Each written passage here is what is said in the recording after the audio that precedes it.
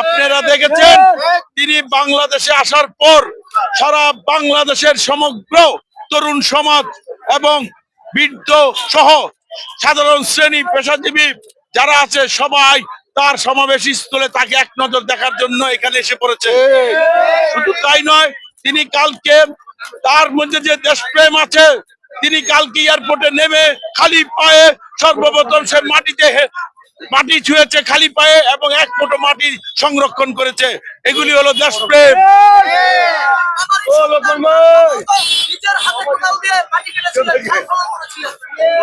তার আপনারা জানেন তার বাবাও এদেশের সাবেক রাষ্ট্রপতি এবং বাংলাদেশের শহীদ রাষ্ট্রপতি শহীদ প্রেসিডেন্ট জিয়াউর রহমান নিজ হাতে মাটি কেটে এই দেশকে স্বনির্ভর করেছিল। তারই ধারাবাহিকতায় তার উত্তরাধিকার হিসাবে আমাদের নেতা জনাব তারেক রহমান নতুন নেতৃত্বে কালকে এসে তিনি ঘোষণা দিয়েছেন দেশ গড়ার। সে কেউর বিরুদ্ধে কোনো বিষেধাজ্ঞার আচরণ করে নাই।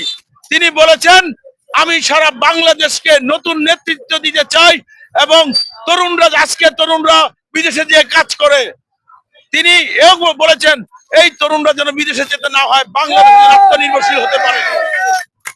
সুতরাং আমাদের তারেক রহমান আমাদের নেতা, আমরা তাকে সহযোগিতা করব।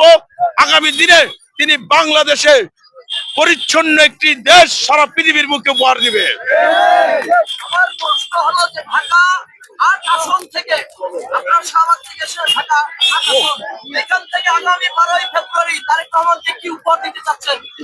ইনশাআল্লাহ আমাদের নেতা জনাব ভারপ্রাপ্ত চেয়ারম্যান তারেক রহমানকে আমরা ইনশাআল্লাহ এই বলে শিওর করে দিতে চাই, ঢাকা ৮ আসনের জননেতা মির্জা আব্বাস ভাইকে বিপুল ভোটে আমরা বিজয়ী ঘোষণা করব।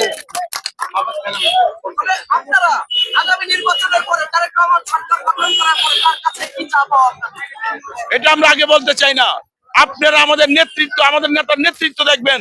তিনি কালকে এসেই বলেছেন আমার কোন স্বপ্ন, আমার শুধু খালি স্বপ্নই বাংলাদেশ নিয়ে, এবং সে আগামী তরুণ নেতৃত্বে তার প্রতি এই দেশের তরুণরা তার নেতৃত্বের প্রতি আস্থা রেখেছে। কালকে তার সমাবেশ স্থলে সেটা প্রমাণ হয়েছে।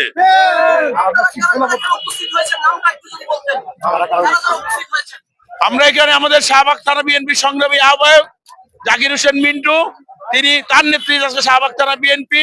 আমি শাহবাগ থানা বিএনপি সদস্য সচিব রফিকুল ইসলাম স্বপন, 2 নং যুগ্ম আহ্বায়ক তৌহিদ ইসলাম বাবু, অন্যতম যুগ্ম আহ্বায়ক আরিফুল হক চঞ্চল, অন্যতম যুগ্ম আহ্বায়ক ইকবাল হোসেন, অন্যতম যুগ্ম ফিরোজ আলম খান রাজা, অন্যতম যুগ্ম মোহন মোল্লা।